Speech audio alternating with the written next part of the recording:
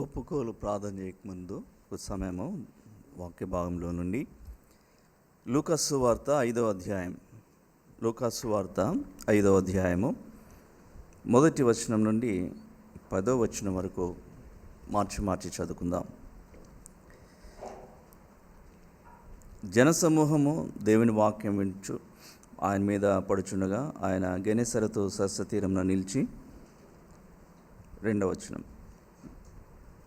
లూకాసు వార్త 5వ అధ్యాయము 2వ వచనం. ఆ సరస్సు తీరముననున్న 2 దోణులు చూచాను. జాలర్లు వాటిలో నుండి దిగి తమ వలలు కడుగుచుండిరి.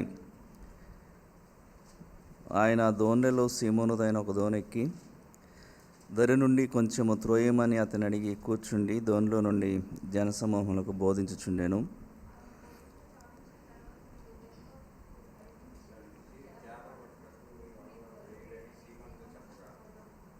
సీమోను ఏలినవాడ, రాత్రి అంతయో మేము ప్రయాసపడితే కానీ మాకేమీ దొరకలేదు. ఆయనను నీ మాట చొప్పున వలలు వేతుమని ఆయనతో చెప్పెను.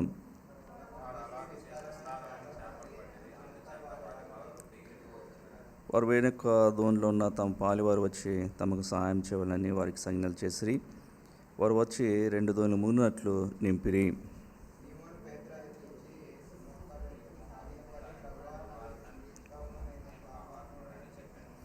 ఏలైనగా వారు పట్టిన చేపల రాశికి అతడును అతనితో కూడా ఉన్న వారందరినూ విస్మయముందిరి.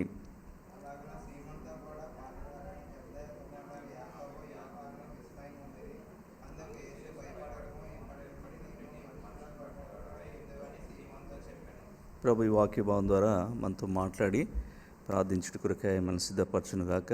ప్రభు సహాయం కొరకు ప్రార్థన చేసుకుందాం. ప్రేమిలిన మా పరలోక తండ్రి, మా రక్షకుడు ప్రభువైన యేసు నామములో మీ స్తోత్రం చెల్లిస్తున్నాం. ప్రభా, లూకాసు వార్త 5వ అధ్యాయం నుండి ప్రభా కొన్ని వచనములను చదివించుండగా మీ వాక్యం ద్వారా మాతో మాట్లాడండి. ఒప్పుదల కొరకై ప్రభా మీ వాక్యం ద్వారా మమ్మల్ని సిద్ధపరచండి. ప్రభా, ఏ విషయాల్లో ప్రభా మేము మీతో సరి చేసుకోవాలని కోరుతున్నారో వాటిని మీరు మాకు బయలుపరచండి. ప్రభా, ఏ రీతిగా నేను మీ కార్యం మాలో జరిగించండి. సమయాన్ని దీనికరంగా చేయండి. అల్పుని ప్రభా మీ సిలువ చాటును దాచిపెట్టండి.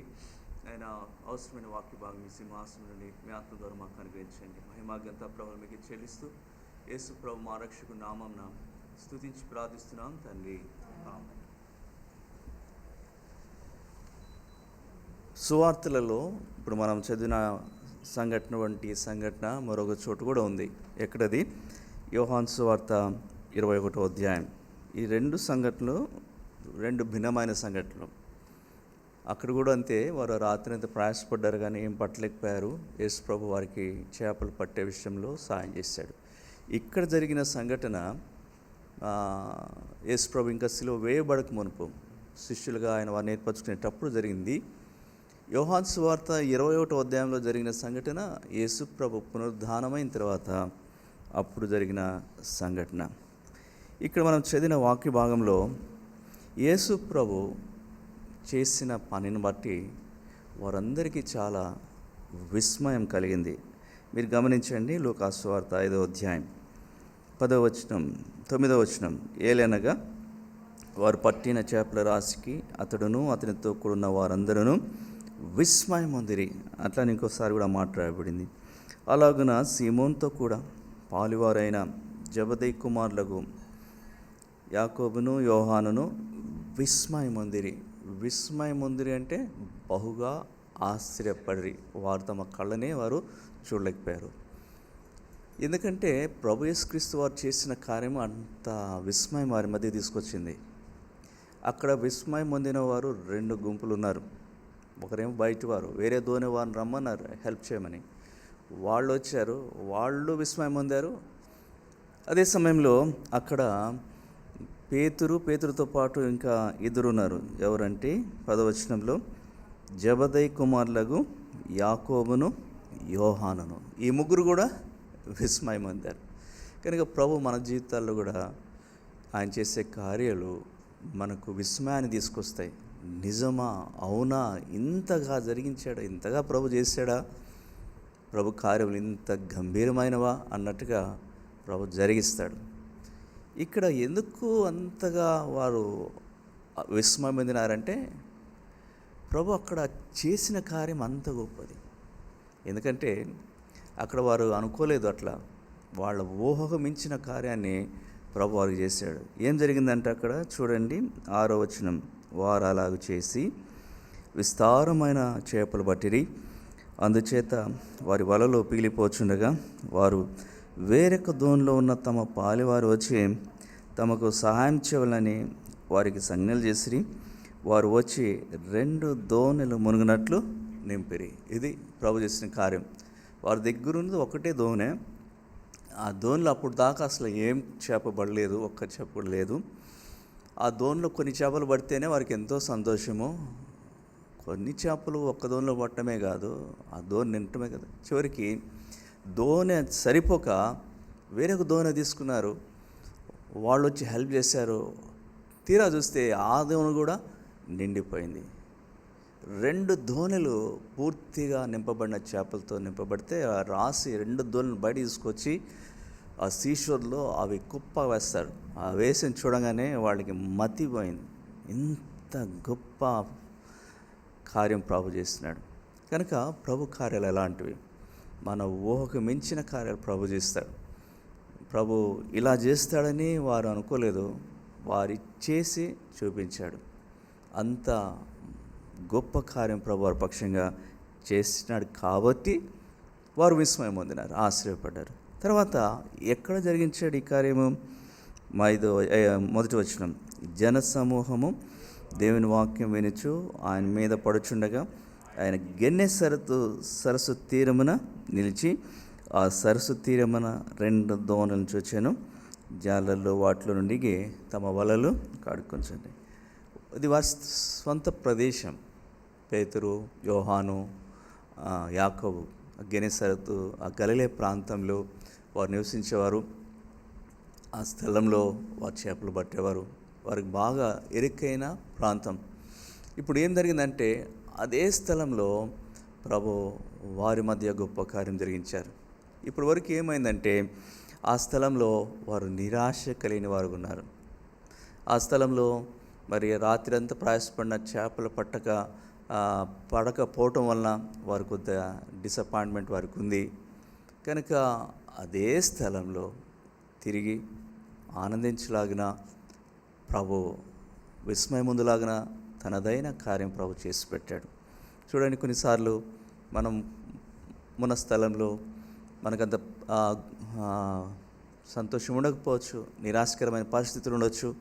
అయితే గొప్ప కార్యాలు చేసే దేవుడు స్థలంతో నిమిత్తం లేదు. ఏ స్థలమైనా ప్రభు బాగా చేయగలడు. ఏ స్థలంలో అయినా విస్మయం కలిగించే తన గొప్ప కార్యాలు ప్రభు చేయగలడు.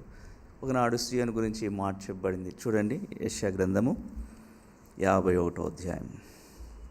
ఆ స్థలంలో ప్రభు ఏం చేస్తాడు చూడండి. యెషయా గ్రంథము 51వ అధ్యాయము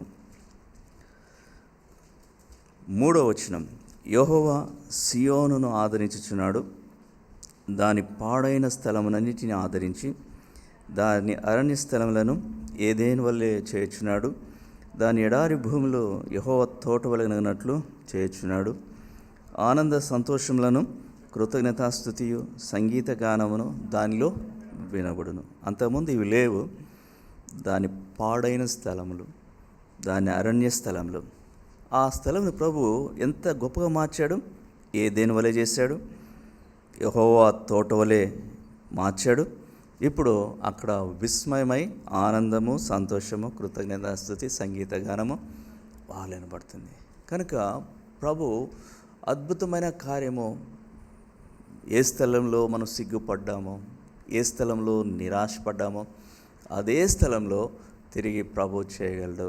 అందును బట్టి వీరిక్కడ విస్మయం పొందారు. తర్వాత చూడండి, అసలు ఆ టైమింగ్ని బట్టి కూడా వారు ఆశ్చర్యపడ్డారు. ఏ సమయంలో చేసినట్టు ప్రభు వారికి. మరి యాక్చువల్గా వాళ్ళు ఏమన్నారంటే 5వ వచనంలో, సీమోను ఏలినవాడ రాత్రంతయు మేము ప్రయాసపడితేమి కానీ మాకేమీ దొరకలేదు. యాక్చువల్గా ఎర్లీ మార్నింగ్ ఇంటది యేసు ప్రభు వారి దగ్గర వచ్చినప్పటికీ, ఆ డే టైం ఎర్లీ మార్నింగ్ వచ్చినప్పుడు ప్రభు వారి యొక్క దోణి అడిగాడు. అక్కడ దోణిలో కొంతసేపు కూర్చొని వచ్చిన వారందరికీ వాక్యం చెప్పాడు. వాక్యం అయ్యేటప్పుడు బహుశా మధ్యాహ్నం అయి ఉండొచ్చు. ఆ టైంలో ప్రభు అన్నాడు, మీరు లోతుకు వెళ్ళి చేపలు వల వేయండి అన్నాడు. ఆ మాటకు వారు వెళ్ళారు, వల వేశారు. వెళ్ళేసేటప్పటికి ఇట్లా ఇంత గొప్ప చేప రాసి వారికి దొరికింది. వాస్తవానికి మధ్యాహ్నము ఎక్కువ చేపలు పడవట. మధ్యాహ్నం అనేది చేపలు పట్టేదానికి ఇన్కన్వీనియంట్ టైం అని చెప్తారు. అలాంటి ప్రతికూలమైన సమయంలో మరి ప్రభు వారికి మంచి రాసి ఇచ్చాడు. ఇది అద్భుతము. ఎట్లుందంటే యాక్చువల్గా వాళ్ళు నిరాశపడి ఏం చేపలు పడాలని చెప్పి ఆల్రెడీ ఏం చేశారంట, 2వ వచనంలో, ఆ సరస్వతి తీరమున 2 దోణులు చూచాను, జాలర్లో వాటిలోని దిగి తమ వలలు కడుక్కుంటున్నారంటే అర్థం ఏంటి? వాళ్ళు ఇక ఇంటికి వెళ్ళడానికి రెడీగా ఉన్నారు. కుదరదులే వలలు, ఇక అయిపోయిందిలే అని కడిగేసుకొని ఇక వెళ్ళిపోతున్న సమయంలో ప్రభు వచ్చాడు. ఆ మధ్యాహ్నము వారికి చెప్పాడు అద్భుతమైన కనుక మరి ప్రతికూలమైన సమయమైన అనుకూలత లేకపోయినప్పటికీ అలాంటి సమయంలో కూడా ప్రభు తనదైన కార్యం చేయగలడు. ప్రభువుకు సమయంతో పని లేదు, ప్రభువుకు స్థలంతో పని లేదు, ప్రభువుకు పరిస్థితులతో సమయం లేదు. ఆయన అనుకున్నాడంటే, ఆయన నిర్ణయించాడంటే విస్మయమొందే రీతిగా తన కార్యాన్ని ప్రభు మనలో జరిగించగలడు. తర్వాత వీరు ఎందుకు విస్మయం పొందినారంటే, ప్రభు అక్కడ ఉపయోగించిన సాధనాలను బట్టి కూడా వారికి విస్మయం వచ్చింది. ఇప్పుడు అంత గొప్ప చేపలు రాసి పట్టడానికి దేన్ని వాడుకున్నాడు ప్రభు? అక్కడ వారిదైన దోణినే వాడుకున్నాడు. అక్కడ వారి ఇప్పుడు కడిగేశారు, ఆ వలనే ప్రభు వాడుకున్నాడు. వారికి సంబంధించిందే వాడుకున్నాడు. ఇప్పుడు ఇంత గొప్ప కార్యం చేయడానికి ఈ వలలు పనికిరావయా? ఇంతకుముందు మీ వలలో మీరు ప్రవేశారు కదా, మంచి వలను తీసుకురండి అనలేదు. లేకపోతే దోణి మార్చండి అయ్యా, దోణి అంతకాలం మీకు చేపలు పడవు, మంచి దోణి తీసుకురండి, లేకపోతే మంచి వలలు తీసుకురండి అనలేదు. ఏ వలల ద్వారా వారు పట్టలేకపోయారో, ఏ ధోనిలో వెళ్ళి వారు సాధించలేకపోయారు, అదే ధోనెను అదే వలనను విస్మయం పరిచే రీతిగా దేవుడు వాడుకున్నాడు. నిజమే, దేవుని కార్యం అలాంటిది. కొన్నిసార్లు మన వల్ల ఇటువంటి ప్రయోజనం లేకపోవచ్చు, కొన్నిసార్లు మన వల్ల నష్టమే కలగచ్చు. అలాంటి సందర్భంలో మన ద్వారా వచ్చిన నష్టాన్ని తొలగించిన వాడే, మన ద్వారా ఇటువంటి ప్రయోజనం కలగకపోయినా మన ద్వారానే ప్రభు బహు గొప్ప ప్రయోజనం ఆయన చేయగలిగిన వాడు. ఆయనకు అసాధ్యమైనది ఏదీ లేదు. ఒక వ్యక్తి ఉన్నాడు, నిష్ప్రయోజకుడుగా ఉన్నాడు. ఆయన అంటే అసలు ఎవరికీ పట్టింపు లేదు. ఆయన అలాంటి వాడిని ప్రభు ఎంత గొప్పగా మార్చాడు. చూడండి, మార్కు సువార్త 5వ అధ్యాయం. మార్కు సువార్త 5వ అధ్యాయము 19-20 వచనాలు. ఆయన వానికి సెలవీయక, నీవు నింటి వారి వద్దకు వెళ్ళి ప్రభువు నీ యందు కనికరపడి నీకు చేసిన కార్యములన్నింటినీ వారికి తెలియజెప్పమనెను. వాడు వెళ్ళి యేసు తనకు చేసినవన్నీ దెకపొలిలో ప్రకటింపనారంభింపగా అందరూ ఆశ్చర్యపడేది. ఏ వ్యక్తిని ప్రభు వాడుకున్నాడు? ఈ వ్యక్తి ఏమైనా గొప్ప దైవజనుడా, గొప్ప భక్తుడా, లేకపోతే బాగా తర్ఫీదు పొందినవాడంటే కాదే. ఈయన ఎక్కడున్నాడు? 1వ వచనంలో చూస్తే, లేకపోతే 3వ వచనంలో చూస్తే, వాడు సమాధులలో వాసం చేసేవాడు, సంఖ్యలతోనైనను ఎవడును వాణ్ణి బంధింపలేకపోయాను. పలుమారు వాని కాళ్లకును చేతులకును సంఖ్యలు వేసి బంధించినాను. వాడు ఆ చేతి సంఖ్యలను తెంపి కాళ్ళ సంఖ్యలను తొత్తునీలుగా చేసిన గనక ఎవడును వాణ్ణి సాధుపరచలేకపోయాను. వాడు ఎల్లప్పుడూ రాత్రింబగళ్ళు సమాధుల్లోనూ కొండల్లోనూ కేకలు వేయచ్చు తను తాను రాళ్లతో గాయపరుచుకుని చూడండి. ఇలాంటి వాడు సువార్త ప్రకటించడానికి ప్రభు ఈ వ్యక్తిని వాడుకున్నాడు. 10 గ్రామాల్లో, దెకపొలిలో. అద్భుతం కదా. సమాధుల్లో వాసం చేసేవాడిని సమాజంలోనికి తెచ్చినాడు ప్రభు. కేకలు వేస్తున్నాడు అంటే ఎందుకు కేకలు వేస్తున్నాడు? వాడు పట్టిన అపవిత్రాత్మను బట్టి, వాడి శరీరంలో ఉన్న బాధను బట్టి. అలాంటి కేకలు వేసేవాడిని ఆ కేకలు మాన్పించి వాడి నోట సువార్త ప్రవహించినాడు, స్తుతిగీతం ప్రవహించినాడు. అద్భుతం కదా. మరి ఇలాంటి వ్యక్తిని ప్రభు వాడుకున్నాడు. తన స్వార్థ ప్రకటన కొరకే, తన పరిచయ కొరకే, తాను చేసిన కార్యాల గురించి ప్రకటించడం కొరకే ఈ వ్యక్తిని ప్రభు వాడుకున్నాడు. కనుక ఏ వ్యక్తి ద్వారా ఆనాడు అందరూ బాధపడ్డారో, ఏ వ్యక్తిని ఎవరు సాధు చేయలేకపోయారో అదే వ్యక్తిని నూతన పరిచి నోట సువార్త పెట్టి స్వస్థపరిచి వాడుకుంటుంటే చూసిన 10 గ్రామస్తులు ఏమన్నారంటే వాళ్ళు అందరూ ఆశ్చర్యపడిరి, అందరూ కూడా విస్మయం పొందారు. ఇది దైవ కార్యం. ఈ కార్యాన్ని దేవుడు మన జీవితంలో కూడా జరగలిచాడు. అపోస్తలుడైన పౌలు ఎంత భయంకరమైన వ్యక్తి, అలాంటి వాడిని ప్రభు ఏం చేస్తున్నాడు చూడండి. తిమోతికి రాసిన మొదటి పత్రిక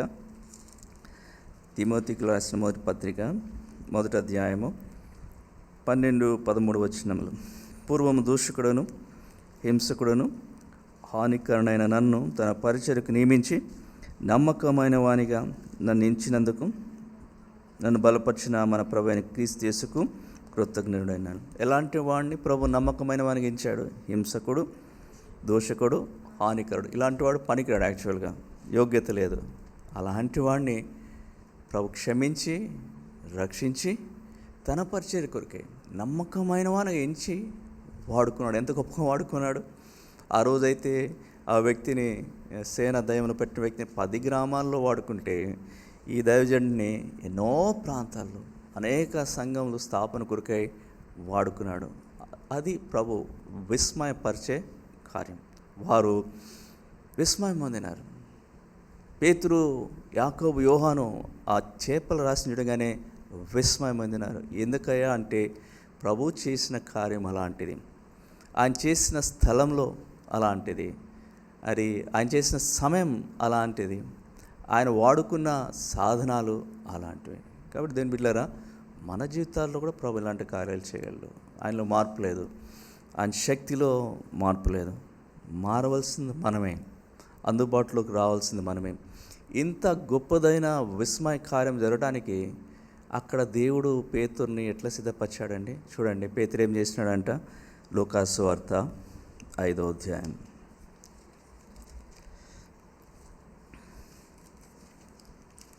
లూకాసు సువార్త 5వ అధ్యాయము 8వ వచనం.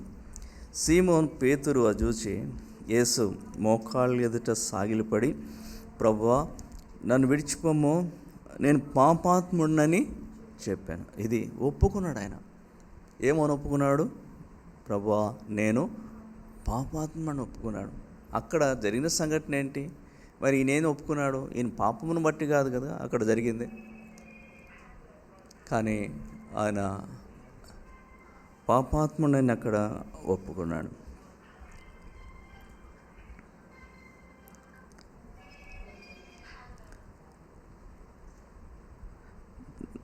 నేను పాపాత్ముడిని ఒప్పుకున్న పేతురు ఏమన్నాడంటే, ప్రభువా నన్ను విడిచిపోము అన్నాడు. ప్రభువా నీ సన్నిధిలో ఉండటానికి నేను తగినవాడిని కాను, ప్రభువా నన్ను విడిచిపోమని చెప్తూ వచ్చాడు. అక్కడ ఇంకా యాకోబు ఉన్నాడు, యోహాను ఉన్నాడు. కానీ అనట్లేదు, మమ్మల్ని విడిచిపోమనట్లేదు, నన్ను విడిచిపోము ప్రభువా, నేను పాపాత్ముడని ఒప్పుకున్నాడు. ప్రభు విస్మయపరిచే కార్యం మన జీవితంలో జరిగించాలంటే ఇటువంటి ఒప్పుదల మనకు ఉండాలి. ప్రభువా నేను ఇలాంటి వాడిని, నేను తగినవాడిని కాను, మీ సన్నిధిలో ఉండేదానికి నేను సరిపోను. అది ప్రభు ఎదుట మనల్ని తగ్గించుకున్నప్పుడు, మన అల్పత్వాన్ని గుర్తించినప్పుడు, మన కొదులను ప్రభు ఎదుట ఒప్పుకున్నప్పుడు దేవుని కార్యం విస్మయపరిచే రీతిగానే ఉంటుంది. చూడండి, దేవుడు తన దాసుడైన యోబును చివరిగా 2 ఆశీర్వదించాడు. మొదటి ఉన్నదానికంటే 2 ప్రభానికి ఇచ్చాడు. విస్మయపరిచాడు నిజంగా యోబును కూడా. అలాంటి విస్మయపరిచే కార్యం యోబు జీవితంలో జరగకముందు ఆయన ఒప్పుదల కూడా ఇలాగే ఉంది. ఎలా ఒప్పుకున్నాడు ప్రభు సన్నిధిలో? 42వ అధ్యాయం, యోబు గ్రంథము 42వ అధ్యాయం.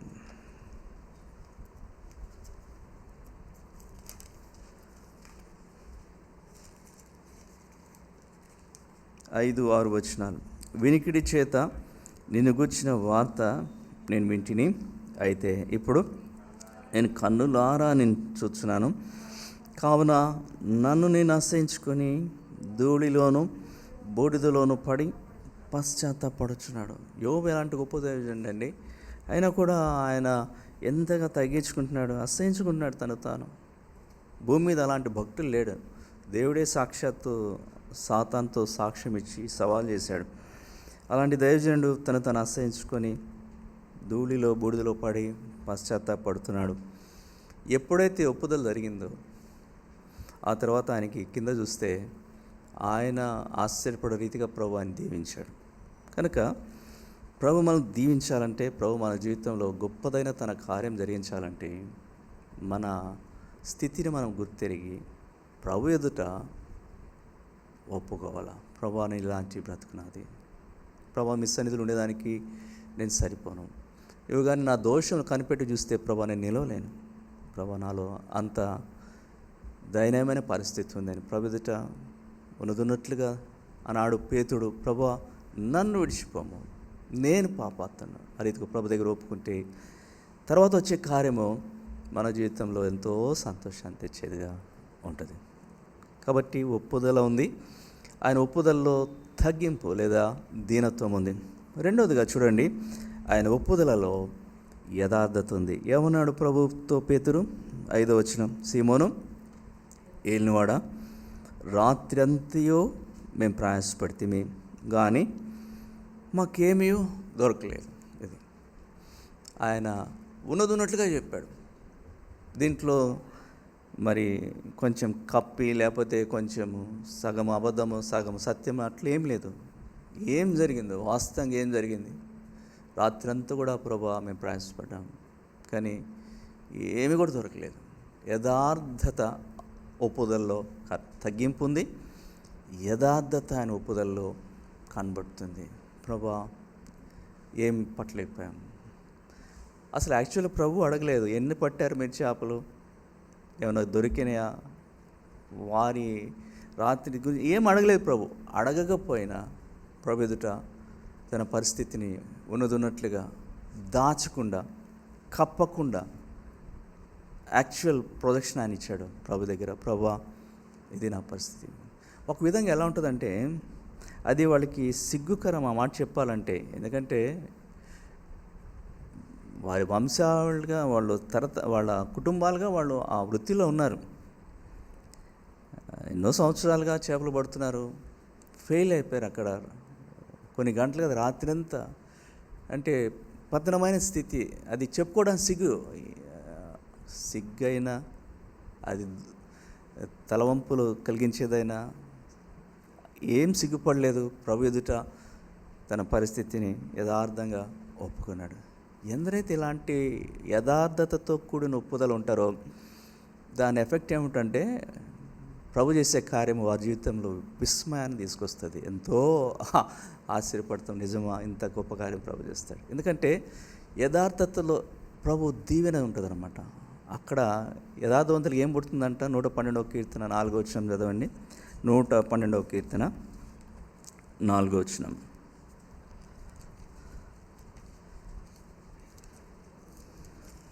యథార్థవంతులకు చీకట్లో వెలుగు పుట్టినది. చీకటి పోతుంది, అక్కడ వెలుగు ప్రభు తీసుకొస్తాడు. ఆ వెలుగులో దేవుని కార్యం చూస్తాం. అంతేకాదు 41వ కీర్తన చూడండి. అక్కడ యథార్థతను బట్టి ప్రభు ఏం చేస్తున్నాడు? కీర్తనలు 41:12 వచనం. నా యథార్థతను బట్టి నీవు నన్ను ఉద్ధరించుచున్నావు, అది నీ సన్నిధిని నిత్యము నన్ను నిలబెట్టదు.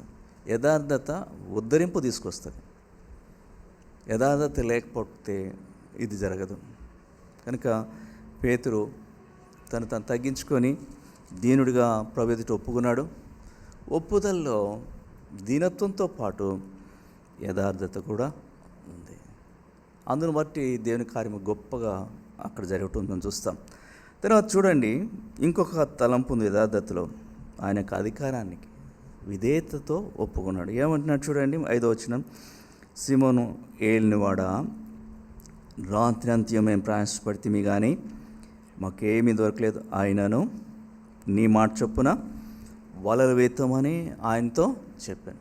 ఒక మాట అంటున్నాడు, ప్రభుని సంబోధించే మాట ఏమంటున్నాడంటే, ఏలినవాడా. ప్రభుని ఘనపరుస్తున్నాడు. ప్రభువా చెప్పండి, ఏం చేయమండి, నీ చెప్పినట్లే మేము చేస్తాం. మా ఎక్స్పీరియన్స్ అంతా పక్కన పెడతాం. నువ్వు మాట చెప్పావు, నీ మాటకు లోబడతాం. పొలలు వేస్తాం. ఇన్కన్వీనియంట్ టైం అయినా కూడా పర్వాలేదు, నీకు లోబడతాం ప్రభా అంటే. చూడండి, ప్రభుకు విధేయతతో ఒప్పుకుంటున్నాడు. తనకున్న గర్వాన్ని పక్కన పెట్టాడు, తనకున్న ప్లాన్స్ పక్కన పెట్టాడు, తనకున్న ప్రణాళిక పక్కన పెట్టాడు, తనకున్న ఆలోచనని పక్కన పెట్టి, లేదు నీ మాట చొప్పున, ఎందుకంటే నువ్వు నా ఏళ్ళను వాడుగా నేను గమనిస్తున్నాను, ఏళ్ళను వాడు, నీ మాటే నాకు ముఖ్యం. తగ్గించుకొని లోబడుతూ విధేయత చూపుతూ ఒప్పుకున్నాడు. ఇది ఆ తర్వాత ఎంత గొప్ప కార్యం ప్రభు చేస్తూ వచ్చాడో చూసారా. చేపల రాశికి విస్మయం పొందాడు. కనుక ఒప్పుకున్న తర్వాత ప్రభు ఏం చేశాడంటే, జవాబుకు ప్రభు ఎంత అభయం ఇచ్చాడు చూడండి. 10వ వచనం, అలాగన సీమోన్తో కూడా వాలివారైన యోహాను విస్మయం పొందిరి. అందుకు యేసు భయపడకము. ఎప్పుడైతే తను తగ్గించుకొని ప్రభు ఎదుట ఒప్పుకున్నాడో వెంటనే ప్రభు అభయం ఇచ్చాడు, భయపడద్దు. కనుక ప్రార్థనలో ప్రభు ఎదుట మన స్థితిని ఒప్పుకున్నప్పుడు ప్రభు మనకున్న భయాన్ని దూరపరిచేవాడు, మన ఆందోళన కలవరాన్ని దూరపరిచేవాడు, ధైర్యపరుస్తాడు, పరసంబంధమైన అభయం ప్రభు మనకిస్తాడు. అందుకని కీర్తనకారుడు అంటాడు కదా, 34వ కీర్తనలు 34 4వ వచనం, నేను యెహోవా యొద్ద విచారణ చేయగా ఆయన నాకు ఉత్తరం ఇచ్చెను, నాకు కలిగిన భయములన్నిటిలో నుండి ఆయన నన్ను తప్పించెను. ఇది ఎన్నో భయములు ఉన్నాయి ఆయనకి. దేవుని దగ్గర ప్రార్థన చేశాడు, విచారణ చేశాడు, ఆ భయములన్నిటి నుండి ప్రభు ఆయన్ను తప్పించాడు. కాబట్టి ఆ భయం ఇచ్చాడు, ధైర్యపరిచాడు. దేవుడు దీనుడుగా, యథార్థవంతునిగా ఆయనకు అధికారాన్ని గుర్తిస్తూ ఒప్పుకున్నప్పుడు ప్రభు ఆయన మనవి విన్నాడు, అద్భుతమైన రీతిగా అభయం ఇచ్చి ఇప్పుడు ఆయనకు ఒక పరిచర్య ప్రభు అప్పగిస్తున్నాడు. ఏమంటున్నాడు చూడండి, అందుకు యేసు భయపడకము, ఇప్పటి నుండి నీవు మనుషులను పట్టువాడవై ఉందువని సీమోన్తో చెప్పాను. ఏం పట్టాడు ఇప్పటి వరకు? చేపలు పట్టాడు. ఇక నుండి ఏం పట్టబోతున్నాడు అంటే ఏమి ఇచ్చాడు అక్కడ ఆయనకి? ఎలివేషన్ ఇచ్చాడు కదా, హెచ్చింపు ఇచ్చాడు. ఏది పట్టడం సులభం? చేపలు పట్టడం సులభమా? మనుషులను పట్టడం సులభమా? చేపలు పట్టడమే సులభం. అది మనము నెట్టేస్తే అవే పడతాయి. మనుషులను పట్టాలంటే కుదరదు కదా. ఒక్కొక్కళ్ళు ఎంతో జ్ఞానవంతులు, కానీ ప్రభువానికి హెచ్చింపు ఇచ్చాడు, మనుషులను పట్టువానిగా ప్రభు చేశాడు. దాని కొరకు ప్రభు ఏం చేశాడు? అధికారం ఇచ్చాడు. ఏమిచ్చాడు? ఇదిగో నేను నీకు పరలోక రాజ్యపు తాళ చెవులు ఇస్తాను. తాళపు చెవులు ఏం చూపిస్తున్నాయి? అధికారాన్ని చూపిస్తుంది. పేతురు ప్రభు దగ్గర ఆ తాళపు చెవులు పొందాడు, తాళం తీశాడు. ఎవరికి తాళం తీశాడు? 2 గుంపులు ఉంటాయి సువార్తలు, ముఖ్యంగా యూదులు, అన్యులు. ప్రజలందరినీ 2 గుంపులు చేస్తే యూదులు, అన్యులు. యూదులకు తాళం తీసింది ఎవరు? సువార్త ద్వారా పరలోకం కొరకై పేతురే. పేతురుని దేవుడు వాడుకున్నాడు. ఏ అధ్యాయం అది? అపోస్తుల కార్యములు 2వ అధ్యాయం. అట్లానే అన్యులకు మొట్టమొదటిసారిగా సువార్త ద్వారా పరలోకపు ద్వారాన్ని తాళం తెచ్చింది ఎవరు? పేతురే కదా, పేతురే. అపోస్తుల కార్యములు 10వ అధ్యాయం, కొర్నేలు ఇంట్లో. కాబట్టి మొట్టమొదటిసారి అటు యూదులకు కానీ ఇటు అన్యులకు కానీ సువార్త ద్వారా తాళం ఉపయోగించింది దేవుడు. ఈ దాసుని వాడుకున్నాడు, మనుషులను పట్టి జాలలుగా ప్రభు చేశాడు. అద్భుతం కదా ప్రియులరా. ఇక నుండి నువ్వు వద్దులే, చేపలు వద్దులే, నీకు ఒక బాధ్యత ఇస్తున్నాను, నీకు పరిచర్య ఇస్తున్నాను అని చెప్పి ఒక పరిచర్య ఆయనకు అప్పగించాడు. మనుషులను పట్టి జాలరిగా ప్రభు చేశాడు. ఎంతగా ప్రభు వాడుకున్నాడు కదండి. ఆశ్చర్యం. ప్రభు కార్యాలు చాలా వింతగా ఉంటాయి, మనకు అర్థం కావు. 2 దైవజనులు ఉన్నారు, ఒకరేమో పేతురు, ఒకరేమో పౌలు. వీరిద్దరిని నూతన నిబంధనలు బలంగా ప్రభు వాడుకున్నాడు. 2 గుంపులు ఉన్నాయి. ఒక గుంపు ఏమో యూదులు, మరొక గుంపు అన్యులు. యూదులు అంటే ధర్మశాస్త్రం బాగా తెలుసు వాళ్ళకి, కట్టడులు, విధులు, శాస్త్రం అన్నీ బాగా తెలిసిన వారు యూదులకు. అన్యులు అంటే అప్పుడప్పుడు ప్రభు దగ్గరికి వచ్చారు, వాళ్ళకి పాపం తెలియదు, వాక్యం తెలియదు, సువార్త తెలియదు, అప్పుడప్పుడు కొత్తగా వచ్చారు, నూతనంగా నేర్చుకున్నారు. ఇక్కడ 2 ఉన్నారు, పేతురు, పౌలు. యూదుల దగ్గర పరిచయం చేయడానికి పంపడానికి మనమైతే ఎవరిని పంపిస్తాం? పేతురుని పంపిస్తామా? పౌలు పేతురుకు పెద్ద తెలియదు, అంత చదువుకోలేదు, జాలరి, ఫండమెంటల్స్ కూడా సరిగ్గా తెలియకుండా ఉన్నాయి. మరొక వైపు పౌలు అయితే పండితుడైన, గమలీయేలు పాదముల దగ్గర నేర్చుకున్నాడు, ధర్మశాస్త్రం అంతా ఎరిగినవాడు. అలాంటి జ్ఞాని పౌలు, జ్ఞాని అయిన పౌలు ఉన్నాడు. అంత పెద్ద తెలియని పేతురున్నాడు. అక్కడ 2 గుంపులు ఉన్నాయి, యూదులు, అన్యులు. ఇద్దరిలో ఒక్కొక్క గుంపుకు ఒకరిని పంపాలంటే యూదులకు ఎవరిని పంపిస్తామండి? మనమైతే పౌలుని పంపిస్తాం కదా. వాళ్ళు లేకపోతే వాడు అర్థం చేసుకోవడంలాగా చెప్పగలడు. ఈయనకున్న ఎక్స్పీరియన్స్ని బట్టి, ఈయనకున్న పాండిత్యాన్ని బట్టి, వాక్య జ్ఞానాన్ని బట్టి. అన్యుల దగ్గరికి ఎవరిని పంపిస్తామో? పేతురునే పంపిస్తాం. కానీ దేవుడు ఎవరి దగ్గర పంపించాడు? యూదుల దగ్గరికి ఎవరిని పంపించాడు? దేవుడు పేతురుని పంపాడు. పేతురుని దేవుడు యూదుల మధ్య వాడుకున్నాడు, అన్యుల మధ్య ఎవరిని వాడుకున్నాడు? పౌలుని వాడుకున్నాడు. అది అంటే దీని అర్థం ఏమిటి? వాడుకునే దేవుడే. బాధ్యత ఇచ్చినప్పుడు, ఒక మినిస్ట్రీ పెట్టినప్పుడు, మనుషులు పట్టేవాడుగా నియమించినప్పుడు ఎట్లా పట్టాలో, ఎలా సంపాదించాలో, ఆత్మల సంపాదన కొరకైన సామర్థ్యం ప్రభు ఇస్తాడు. నిజమే, మనమైతే పౌలును యూదు దగ్గర పంపిస్తాం. కాదు, దేని తలంపులు వేరు. ఏం తెలియపోయిన వాడైనా కూడా పండితుల మధ్య పంపించేటప్పటికి, వాక్యం ఎరిగిన వారి దగ్గర పంపించేటప్పుడు సిద్ధపరిచి, అభిషేకం ఇచ్చి, సామర్థ్యం ఇచ్చి ప్రభు పంపిస్తాడు. అందుకని ఒక మాట రాయబడింది. పంపించేటప్పుడు ప్రభు ఏం చేస్తాడంటే, యోహాను సువార్త 3వ అధ్యాయం, యోహాను సువార్త 3వ అధ్యాయము 34 వచనం, 33, 30 నాకు కలిసి ఉన్నాయి, మధ్యలో ఉందండి. ఏలైనగా దేవుడు తాను పంపిన వానికి కొలత లేకుండా ఆత్మను అనుగ్రహించును గనుక దేవుని మాటలే. పంపేటప్పుడు ఏం చేస్తున్నాడు? కొలత లేకుండా, మామూలుగా కాదు, కొలత లేకుండా ఆత్మనిస్తే ఇప్పుడు వెళ్ళిన వాడు ఏం చేస్తాడు? దేవుని మాటలే. అంటే పరిచర్య కోసమైన సామర్థ్యం ప్రభు ఇస్తాడు. ఒకనాడు బాలుని పిలిచాడు, ప్రభు సేవకు రమ్మంటే ఆయన యథార్థంగా చెప్పాడు, నా వల్ల ఏమవుతుంది, నేను బాగుండు కదా అన్నాడు కదా. ఇర్మియా గ్రంథం 1వ అధ్యాయం, ఇర్మియా గ్రంథం 1వ అధ్యాయము 6వ వచనం. అయ్యో ప్రభు యెహోవా చిత్తగించుము, నేను బాలుణ్ణి, మాట్లాడుకు నాకు శక్తి చాలదు అంటే వెంటనే ప్రభు ఏమంటున్నాడు చూడండి, నాకు ఇలా అసలు నేను బాలును అనవద్దు, నేను నిన్ను పంపవారు అందరు ఎదుకు నువ్వు పోవాలను, నీకు ఆజ్ఞాపించిన సంగతులని చెప్పాలి. ప్రభు పంపిస్తున్నాడు ఈయన్ని. దానికి సంబంధించిన మాట 9వ వచనంలో, ఇదిగో నేను నీ నోట నా మాటలు ఉంచినాను. ఆ మాటలను బట్టి నువ్వేం చేయగలవు? పెళ్ళగించుటకును, విరగొట్టుటకును, నశింపజేయుటకును, పడద్రోయుటకును, కట్టుటకును, నాటుటకును నేను ఈ దినమున జనముల మీదను రాజ్యముల మీదను నేను నియమించినాను. వెళ్ళటం నీదే ఆలస్యం, అంతే, నియామకం అయిపోయింది. You have been appointed. మామూలు వారి మీద కాదు, రాజ్యముల మీద, జనముల మీద.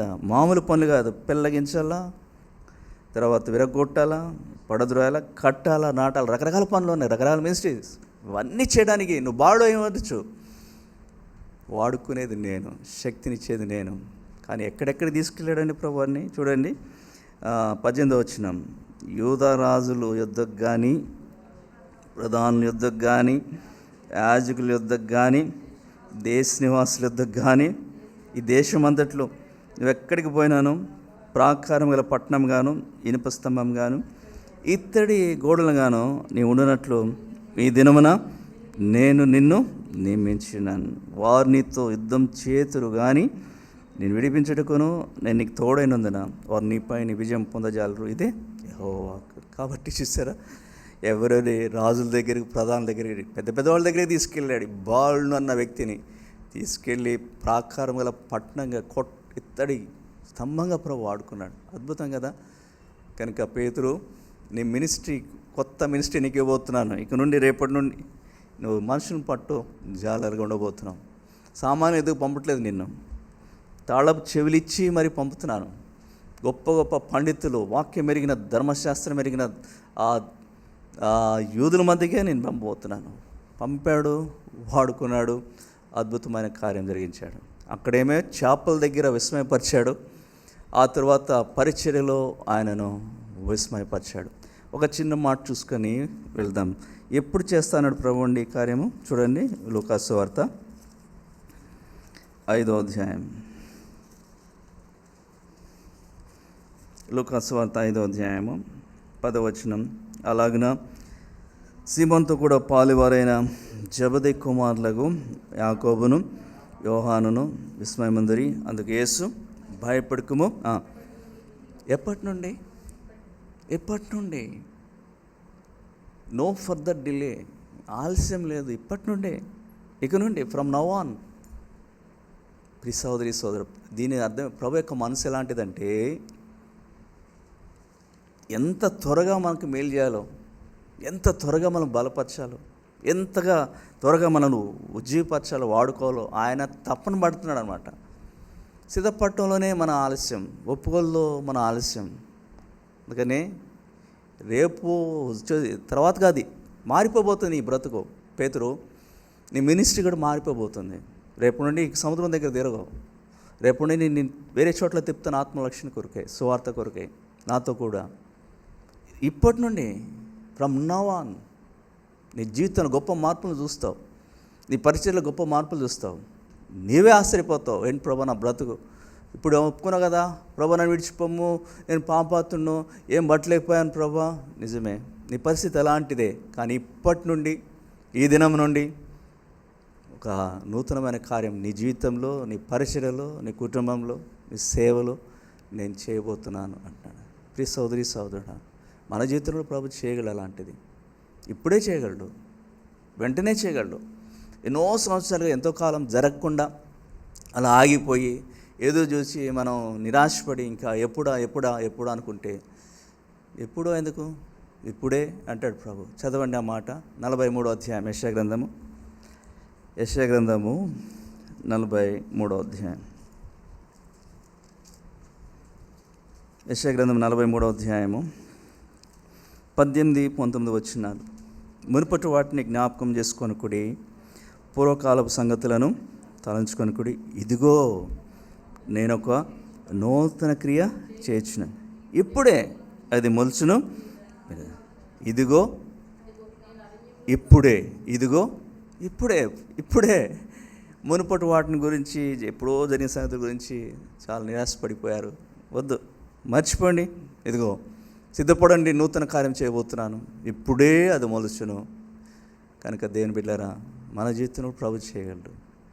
ఎందుకంటే మనం ఆనందించాలని ప్రభు కోరుతున్నాడు, మనం సంతోషభరితంగా చేయాలని ప్రభు కోరుతున్నాడు, మన అక్క తీర్చాలని ప్రభు కోరుతున్నాడు, మన సమస్యను దూరపరచాలని ప్రభు కోరుతున్నాడు, మన కన్నిటిని తొలగించాలని కోరుతున్నాడు, మనల్ని అభివృద్ధి చెందించాలని ప్రభు కోరుతున్నాడు, నూతనమైన పరిచర్య ఇవ్వాలని ప్రభు కోరుతున్నాడు. ఆయనకి ఎంతో అవసరం ఉంది, విస్తారమైన కోతుంది, పనివారు తక్కువ ఉన్నారు. ఎవరు దొరుకుతారా, ఎవరు అందుబాటులో ఉంటారు, ఎవరు సిద్ధపడతారా, ఎవరు ముందుకు వస్తారు? ఆయనైతే తొందరపడుతున్నాడు, ఇప్పుడే ఇదిగో అన్నట్టుగా. అందుకని ఇంకో మాట కూడా ఉంది చూడండి, అది నన్ను కొంతకాలం క్రితం బాగా బలపరిచింది.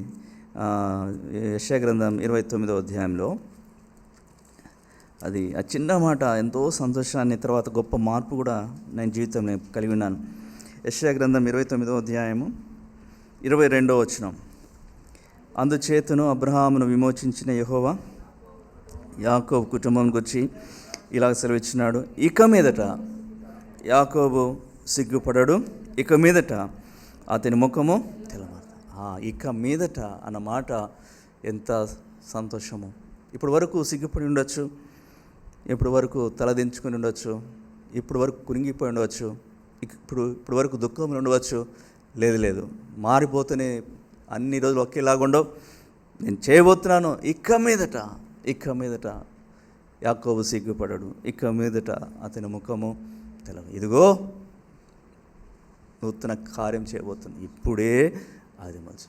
కనుక పేతురుతో అంటున్నాడు, పేతురు, ఇక నుండి నువ్వు మనుషుని పట్టు జాలరిగా ఉండబోతున్నావు, పద పరిచర్యకు సిద్ధపరిచి దాన్ని తీసుకెళ్ళాడు, వాడుకున్నాడు. ఇంత కార్యం ప్రభు ఆయన జీవితంలో చేయడానికి ముందు పేతురు ఎలా సిద్ధపడ్డాడు? సరి అయిన ఒప్పుదలతో సిద్ధపడ్డాడు. మనం ఇప్పుడు జరిగే సందర్భం కూడా అదే, ఒప్పుదల ప్రార్థన చేయబోతున్నాం. పేతురు అన్నాడు, ప్రభా తగ్గించుకున్నాడు ప్రభు ఎదుట, ప్రభు సన్నిధిలో, నేను పాపాత్ముడు ప్రభా నన్ను విడిచిపోము, నేను తగినవాడు కాను. యథార్థంగా ఉన్నదన్నట్టుగా దాయకుండా కప్పకుండా ఎగ్జాక్ట్ స్టేట్ అని చెప్పాడు. ప్రభా ఏం పట్టలేపాను, ఏం లేదు. తర్వాత ప్రభా నా ఏలువాడుగా నువ్వు ఉన్నావు, నీ యాజమాన్యాన్ని కింద నేను వస్తాను, నీ అధికారాన్ని ఒప్పుకుంటున్నాను ప్రభా, ఏం చెప్తావు, నీ మాట చొప్పున చేస్తాను. కనుక ఇలాంటి ఒప్పుదలు ఉంటే ఈ మాట మనతో, ఇక మీదట నువ్వు సిగ్గుపడవు, ఇక మీదట నీ ముఖం తెలవబారదు, ఇప్పటి నుండి ఇదిగో నూతన కార్యం ఇప్పుడే ఇదిగో ఆ రీతి ప్రభువును సిద్ధపరుస్తాడు. అలాంటి ధన్యత ప్రభు మనకి ఇస్తాడు. కాబట్టి వాక్య వెలుగులో పరీక్షించుకుందాం, మనం ఎక్కడ ఒప్పుకోవాలా, ఏ విషయాలు ఒప్పుకోవాలా, ప్రభు దగ్గర ఒప్పుకుందాం. ప్రభు విస్మయపరిచే కార్యం కొరకే ఒప్పుదల ద్వారా మనము సిద్ధపరచుకుందాం. ఈ